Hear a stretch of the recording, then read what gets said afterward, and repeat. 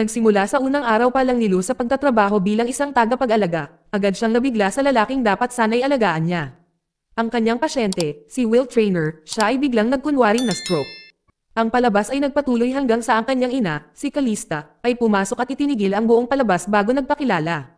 Mabilis na napagtanto ni Lu na ang bastos ng lalaking nasa harap niya. Ang nakakahiyang sitwasyon ay nag-iwan sa kanya ng labis na kahihiyan. Sandaling naisip niya na agad na umalis sa trabaho. Ngunit ang kalagayan sa pananalapi ng kanyang pamilya ang dahilan kung bakit imposible iyon. Simula nang mawala ng trabaho ang kanyang ama, si Lu na ang sumusuporta sa kanila. Gusto man niya o hindi, wala na siyang ibang pagpipilian kundi ang manatili. Bago magsimula sa trabaho, narinig na ni Lu ang mga kwento tungkol sa kakilakilabot na personalidad ni Will. Ilang tagapag-alaga na ang sumuko, at si Lu ngayon ay ang pang-apat na sumusubok. Si Will ay nagmula sa isang mayamang pamilya at dati ay namumuhay ng puno ng karamihan. Siya ay gwapo, matagumpay, at tila nasa kanya na ang lahat. Ngunit isang kakilakilabot na aksidente ilang taon na ang nakalilipas ang nagpabago sa lahat. Dahil dito napinsala ang kanyang gulugad at naging paralisado. Hindi nagtagal pagkatapos nyon, ang kasintahang kanyang minamahal ay kalaunan iniwan din siya. Simula noon, isinara na ni Will ang kanyang sarili sa mundo. Karamihan sa kanyang mga araw ay ginugugon niya ng mag-isa sa kanyang silid, bihirang makipag-usap kahit kanino. Gayunpaman, ayaw sumuko ni Lu. Araw-araw, dumarating siya sa engranding bahay sa tamang oras. Minsan, nagsusuot pa siya ng makukulay at kakaibang mga damit para lang mapangiti si Will. Sa kaibuturan niya, naiintindihan niya na ang isang taong dating nabuhay ng ganito ka-excited na buhay ay mahihirapang tanggapin ang isang biglaan at permanenteng kapansanan. Kinabukasan, opisyal na sinimulan ni Lu ang kanyang mga tungkulin. Pagdating niya sa bahay ni Will, nakilala niya si Nathan, ang medical caregiver ni Will. Binigyan siya ni Nathan ng mahabang schedule ng mga gamot na dapat niyang ibigay kay Will sa buong araw. Nang makita kung gaano karaming gamot ang naroon ay agad na nabigla si Lu, na nag-alala kung paano maalala ang lahat ng mga ito ng tama. Pagkatapos noon, nag-atubili si Lu bago lumapit kay Will. Nakaramdam siya ng pagkailang at kaba, takot na maistorbo siya habang tahimik itong gumugugol ng oras na mag-isa sa kanyang wheelchair. Kalaunan, naglakas loob siya at nagtanong kung may kailangan ba siya o kung may mga aktibidad na kinagigiliwan niya. Sa kasamaang palad, ang pagtatangka ay nakakainis lamang sa kanya. Mabilis na nilinaw ni Will na ayaw niya ng mga taong masyadong nag-uusap sa paligid niya at mas gusto na maiwan mag-isa. Dahil sa hindi komportableng pakiramdam, lumabas si Lu ng kanyang kwarto para makabalik siya sa kanyang karaniwang pag-iisa. Pagkatapos ay nagtungo siya sa kusina at gumugol ng ilang oras sa pagbabasa ng mga medikal na tala na ibinigay ni Nathan sa kanya. Maya-maya ay bumalik si Nathan at sinabihan siyang magpahinga sandali. Kalaunan ay lumabas si Lu at umupo sa hardin. Hindi na iwasan niyang makaramdam ng pagkadismaya. Ang kanyang bagong trabaho ay mas mahirap at nakakapagod sa emosyon kaysa sa inaasahan niya. Lumipas ang mga araw at patuloy si Lu sa paggawa ng kanyang trabaho. Patuloy niyang sinusubukang mapalapit kay Will, ngunit palagi siyang iniiwasan ito. Gayunpaman, patuloy siyang pumupunta araw-araw na may parehong masayang ngiti. Pagkatapos ng trabaho, madalas ibinubuhos ni Lu ang kanyang mga hinanakit sa kanyang kapatid na si Catherine. Matyaga siyang nakikinig kay Catherine at hinihikayat siyang manatiling matatag. Sa isa sa kanilang pag-uusap, isiniwalat ni Catherine na plano niyang bumalik sa kolehiyo at lumipat palayo sa bahay. Noong una, hindi sumang-ayon si Lu. Nag-aalala na baka maiwan pa siya ng mas marami na responsibilidad. Ngunit matapos itong pag-isipan ng mabuti, napagtanto niya na ang mga pagkakataong tulad nito ay hindi madalas dumarating. Sa huli, atubili niyang sinuportahan ang desisyon ng kanyang kapatid. Isang araw, nakatanggap si Will ng ilang masakit na balita. Nalaman niya na ang kanyang dating kasintahan ay nakikipag-date na ngayon sa sarili niyang matalik na kaibigan.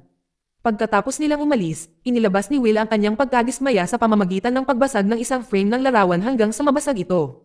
Nang araw na iyon, nakilala ni Lucy Patrick at ibinunyag ang lahat ng nangyari sa bahay ni Will. Sinubukan ni Patrick na pasayahin siya sa pamamagitan ng pag-imbite sa kanya sa isang paglalakbay sa Norway kasama siya at ang kanyang mga kaibigan. Sa una, parang isang romantikong bakasyon, ngunit kalaunan ay nalaman ni Lu na pupunta pala si Patrick roon para sumali sa isang marathon. Napagtanto niyang hindi ito magiging nakaka-relax na bakasyon na inaakala niya ay nagdulot sa kanya ng medyo pagkadismaya. Kinabukasan, bumalik si Lu sa bahay ni Will at tahimik na sinubukan niyang ayusin ang frame ng larawan na nabasag niya noong nakaraang araw. Nang mapansin ito ni Will, agad siyang nainas. Balak niya sanang itapon ang larawang iyon, ngunit pinili ni Lu na ayusin ito. Nagalit si Lu nang marinig niyon. Lahat ng pagkadismaya na matagal na niyang kinikimkim ay sa wakas ay lumabas. Inamin niya na ang tanging dahilan kung bakit siya nanatili sa trabahong ito ay hindi dahil sa nasisiyahan siya rito, kundi dahil lubos niyang kailangan ng pera. Natahimik si Will dahil sa mga salitang iyon. Basta na lang siyang lumakad palayo at bumalik sa kanyang kwarto. Pagkatapos ng ilang sandali na nakaramdam ng pagkabagot, tinawagan niya si Lu at niyaya itong manood ng pelikula kasama siya. Nag-aatubili si Lu na sumang-ayon. Nang matapos ang pelikula, nagsimula silang magtalo tungkol sa katapusan. Kahit na hindi sila magkasundo tungkol sa kung paano magtatapos ang kwento, inamin nilang pareho na nasiyahan talaga sila sa pelikula. Maya-maya pagkatapos, iminungkahi ni Will na lumabas para sa isang maikling paglalakad. Mula sa sandaling iyon, may nagsimulang magbago sa pagitan nila. Unti-unti silang nagsimulang gumugol ng mas maraming oras na magkasama, at ang kanilang relasyon ay lumalim. Napansin din ito ni Nathan at natuwa siyang makita ito. Sa unang pagkakataon sa mahabang panahon, nagsisimula ng tumawa muli si Will. Pagkalipas ng ilang araw, sinamahan ni Lu si Will sa ospital para sa kanyang routine check-up. Ang kanyang kondisyon sa gulugad ay kailangang suriin kada 6 na buwan. Habang nasa loob si Will, naghihintay si Lu sa labas kasama si Nathan. Habang nag-uusap sila, nakatanggap si Lu ng ilang nakakagulat na balita. Ipinaliwanag ni Nathan na ang kondisyon ni Will ay hindi nabubuti. Kinabukasan, bumalik si Lu sa trabaho gaya ng dati. Sa pagkakataong ito, sa halip na makita si Nathan, nakasalubong niya si Steven, ama ni Will. Nang magtanong si Lu tungkol kay Nathan, ipinaliwanag ni Steven na siya ay kasalukuyang nasa London at inaasikaso ang isang bagay. Pagkaalis ni Steven, nagpatuloy si Lu sa kanyang trabaho. Pagkaraan ng ilang sandali matapos, pinuntahan niya si Will at nadatnan itong natutulog sa kama. Ang kanyang mahina at pagod na hitsura ay agad na nagpapanik sa kanya. Sinubukan niyang tawagan sina Steven at Nathan, ngunit wala sa kanila ang sumasagot. Nang tatawagan na sana niya si Calista, pinigilan siya ni Will at iginiit na maayos lang siya. Hindi nagtagal pagkatapos noon, sa wakas ay dumating si Nathan sa wakas. Mabilis siyang tumulong kay Will upang magpalit ng damit. Habang tinutulungan siya ni Nathan si Will, hindi sinasadyang napansin ni Lu ang isang malaking sugat sa braso ni Will. Nang makita ito ay lalong nag-alala si Will sa kanyang kalagayan, kaya nagpa siya siyang magpalipos ng gabi sa bahay kung sakaling kailanganin nito ng tulong. Kalaunan, habang naiinip, nagsimulang manood si Lu ng isang lumang video ng kaarawan na nakaimbak sa laptop ni Will. Maya-maya, nagising si Will at niyaya siyang umupo at makipag-usap sa kanya. Lumapit si Lu at sinubukan na pasiglahin ang kanyang loob sa pamamagitan ng pagkukwento at kahit kaunting pagkanta. Ang kanyang kalokohan ay talagang gumana. Sa isang maikling sandali, humagalpak ng tawa si Will. Maya-maya pagkatapos, nakatulog siya muli habang si Lu ay nanatiling tahimik na nakaupo sa tabi ng kanyang kama, sinamahan siya. Kinabukasan, sina Lu at Will ay gumugol ng ilang oras na magkasama sa hardin, nag-uusap tungkol sa kanilang personal na buhay. Sa kanilang pag-uusap, ikinwento ni Lu ang kanyang pangarap noon. Noon pa man ay nais na niyang mag-aral ng fashion sa kolehiyo, ngunit kinailangan niyang ibaon ang pangarap na iyon dahil hindi kayang bayaran ng kanyang pamilya ang matrikula. Nang marinig ito, hinikayat siya ni Will na huwag sumuko ng tuluyan sa kanyang sarili. Naniniwala siya na balang araw ay dapat niyang subukang habulin muli ang pangarap na iyon. Kalaunan, habang naglalakad sa pasilyo ng bahay, hindi sinasadyang narinig ni Lu ang pagtatalo ni Steven at Calista. Nabigla siya sa pag-uusap, nalaman niya na nagdesisyon na si Will na wakasan ang kanyang buhay sa pamamagitan ng isang klinika sa Switzerland na tumutulong sa mga tao na magsagawa ng assisted death. Sinuportahan ni Steven ang desisyon ni Will sa paniniwalang labis na naghihirap ang kanyang anak sa kasalukuyang kalagayan nito. Gayunpaman, hindi matanggap ni Calista ang ideya na mawala siya. Kaya niya kinuha si Lu sa una, umaasang makakasama ni Lu si Will at kahit papaano ay makumbinsi niya ito na magbago ng isip. Ang katotohanan ay lubos na yanig si Lu. Ang kanyang isipan ay labis na bigla kaya't halos hindi niya napansin si Nathan na sinusubukang kausapin siya. Dahil sa pagkalito at pagkabagot, nagpa siya siyang bisitahin ang kanyang kapatid na si Catherine. Nang magkita sila, sinabi ni Lu kay Catherine ang lahat ng kanyang narinig. Ang revelasyon ay nag-iwan sa kanya ng pakiramdam na pinagtaksilan ng pamilya ni Will, at sa sandaling pag-alis, naisip niya na tuluyan ng umalis sa trabaho. Ngunit hinikayat siya ni Catherine na manatili. Naniniwala siyang si Lu ang maaaring nag-iisang taong makapagbibigay pa rin ng kaunting kulay sa buhay ni Will. Isinapuso ni Lu ang payo ng kanyang kapatid, at nagpa siya siyang magpatuloy sa pagtatrabaho. Gumawa pa siya ng listahan ng mga aktibidad na maaaring makatulong kay Will na masiyahan muli sa buhay. Ang unang plano niya sa listahan ay ang isama si Will sa isang karera ng kabayo kasama si Nathan. Sa kasamaang palad, hindi nagsimula ng maayos ang mga bagay-bagay. Pagdating nila, puno ng putik ang paradahan at ang wheelchair ni Will ay naipit. Mabuti na lang at may ilang lalaki sa malapit na tumulong sa kanila. Kalaunan, nakarating sila sa stadium at magkasamang nanood ng mga karera. Tila hindi masyadong interesado si Will sa kaganapan at natalo si Lu sa pastahan niya sa isa sa mga kabayo. Pagkatapos ng karera, nagpa siya silang kumain ng hapunan sa isang mamahaling restaurant sa malapit. Ngunit may problema, ang restaurant ay nangangailangan ng espesyal na badge para makapasok at wala nito si Lu. Dahil roon, tinanggihan silang bigyan ng serbisyo. Ang sitwasyon ay nagpahiya kay Will at hiniling niya kay Lou na iuwi na lang siya. Nagmaneho pa uwi si Lou na may pagkadismaya at galit. Nang makarating sila, nilapitan siya ni Lou at binigay sa kanya ang mga tiket para sa isang klasikong musika sa konsyerto. Noong una, tinanggihan ni Will ang imbitasyon, ngunit nagpumilit si Lou hanggang sa pumayag na siyang sumama.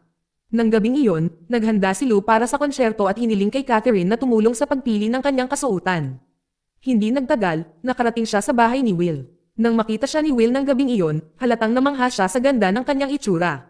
Di nagtagal, tumungo sila sa venue ng konsyerto at umupo kasama si Will na nanatili sa kanyang wheelchair gaya ng dati. Nagsimula ang pagtatanghal ng ilang sandali pagkatapos. Nang matapos ang konsyerto, magkasama silang umuwi. Ngunit nang marating nila, ayaw agad umalis ni Will ng kotse. Sa halip, hiniling niya kay Lou na manatili roon kasama niya ng mas matagal pa, tahimik na pagsaluhan ang sandaling ito. Kinabukasan, habang nagpipiknik sila ng magkasama, inimbitahan ni Lou si Will na sumama sa hapunan ng kaarawan niya kasama ang pamilya nito at si Patrick. Noong una, nag-atubili si Will. Ayaw niyang kumain sa harap ng mga taong hindi niya kilala. Ngunit dahil espesyal na araw ito ni Lou, pumayag din siya kalaunan na sumama. Nang gabing iyon, nakarating sila sa bahay ni Lou at naupo para sa hapunan kasama ang pamilya nito. Habang nag-uusap ang lahat, biglang tumunog ang doorbell. Lumalabas na si Patrick na sumama sa pagdiriwang. Habang kumakain, kinailangan ni Lou na tumulong sa pagpapakain kay Will dahil hindi niya magamit ang kanyang mga kamay. Ang panunood sa sandaling ito ay nagpaparamdam kay Patrick ng kaunting pagkailang. Ang sitwasyon ay tahimik na nagpapasiklab ng selos sa loob niya. Pagkatapos kumain, sinurpresa siya ng pamilya ni Lou ng isang pagdiriwang ng kaarawan. Kumakanta sila para sa kanya at nanghipan niya ang mga kandila.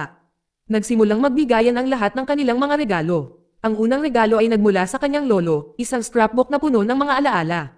Binigyan ni Patrick si Lou ng kwintas na nakaukit ang kanyang pangalan. Sa wakas, binigyan siya ni Will ng isang pares ng matingkad na dilaw na tights. Malinaw na tuwang-tuwa si Lou sa regalo ni Will, at ang kanyang kasabikan ay hindi napapansin. Nang makita ang reaksyon niya ay lalo lamang nagselos si Patrick. Hindi nagtagal pagkatapos noon, magalang na nagpatawad si Will at umalis. Kinabukasan, nakatanggap si Will ng imbitasyon sa isang kasal. Ang nobya ay si Alicia, ang kanyang dating kasintahan, at malapit nang ikasal sa kanyang matalik na kaibigan, si Rupert. Nang malaman ang tungkol sa kasal ay labis na nadismaya si Will. Sinusubukang linawin ang kanyang isipan, inanyayahan ni Will si Lou na bisitahin ang isang lumang kuta na dati niyang pinupuntahan noong bata pa siya. Ang pagpunta roon ay nagbabalik ng maraming alaala at nagpapaalala sa kanya ng Paris, isang lugar na minsan niyang minahal. Nag-alok pa nga si Lou na dalhin siya roon balang araw, ngunit tumanggi si Will. Pakiramdam niya ay magiging imposible ang kanyang pisikal na kalagayan. Pagkaraan ng ilang sandali, biglang hiniling ni Will kay Lou na samahan siya sa kasal ni Alicia. Nang gabing iyon, nang umuwi si Lou galing sa trabaho, nakita niya ang kanyang mga magulang na nakabihis para sa isang maliit na pagdiriwang. Isiniwalat nila na ang kanyang ama ay kakatanggap lang sa trabaho ng kumpanya ni Steven. Nagulat si Lou nang marinig ito, kaya agad si Will na tinawagan para kumpirmahin ang balita. Lumalabas na si Will mismo ang nag-ayos ng trabaho para sa kanyang ama. Gusto niyang magkaroon ng pagkakataong ituloy ni Lou ang kanyang mga pangarap sa halip na pasanin ng pagsuporta sa kanyang buong pamilya. Pagkalipas ng ilang araw, isang lalaking nagngangalang Michael ang dumating sa bahay ni Will at humihiling na makita siya. Tahimik na iniwan ni Lou ang dalawang lalaki habang nag-uusap sila. Dahil sa kuryosidad, siniyasat ni Lou kung sino si Michael at natuklasan na ito ay isang abogado na dalubhasa sa pagsusulat ng mga testamento. Nang mapagtanto ang maaaring ibig sabihin nito, mabilis niyang ibinalita ito kay Calista. Di nagtagal, dumating na ang araw ng kasal ni Alicia. Magkasamang dumalo sina Lou at Will sa seremonya. Habang nagaganap ang kasal, pinanood ni Will ang lahat ng may mabigat na puso. Di nagtagal pagkatapos, nakilala niya ang ilang matandang kaibigan. Nang matapos ang mga panata, nagsimula ang pagdiriwang. Habang umiinom ng inuman, nakilala ni Lou ang isa sa mga kamag-anak ni Alicia. Ipinaliwanag ng babae na matagal na niyang kilala si Will at naniniwala na ito ang mas mabuting lalaki para kay Alicia kumpara kay Rupert. Matapos ibahagi ang opinyong iyon, agad siyang nagpaalam at umalis. Maya-maya lumapit si Alicia kay Will at nagpasalamat sa pagpunta sa kasal. Hindi nagtagal pagkatapos noon, nagsimulang sumayaw ang mga bisita habang nagpapatuloy ang pagdiriwang. Inaanyayahan ni Will si Lou na sumama sa kanya. Dahil nasa wheelchair siya, umupo si Lou sa kanyang condangan habang dahan-daang umiikot ang upuan, na lumilikha ng pakiramdam na nagsasayaw silang magkasama. Nakikita ng ilang tao sa kanilang paligid na hindi pangkaraniwan ang sandaling ito, ngunit wala nang pakialam sang dalawa. Sa maikling panahon, nag-enjoy lang sila. Pagkalipas ng ilang araw, nakilala ni Lou si Patrick at sinabi sa kanya na hindi siya makakasama sa paglalakbay sa Norway sa susunod na linggo. Ipinaliwanag niya na mayroon na siyang mga planong maglakbay kasama si Will. Labis na ikinadismaya ni Patrick nitong mga nakaraang araw ang marinig ito. Pakiramdam niya ay inuna ni Lou ang kanyang trabaho kaysa sa lahat ng iba pa. Hindi nagtagal pagkatapos ng pag-uusap na iyon, biglang nakatanggap si Lou ng mensahe na nagsasabing bumagsak si Will at nawalan ng malay. Ang balita ay agad na nagtulak sa kanya sa hospital. Pagdating niya, nagpa siya si Lou na magpalipas ng gabi.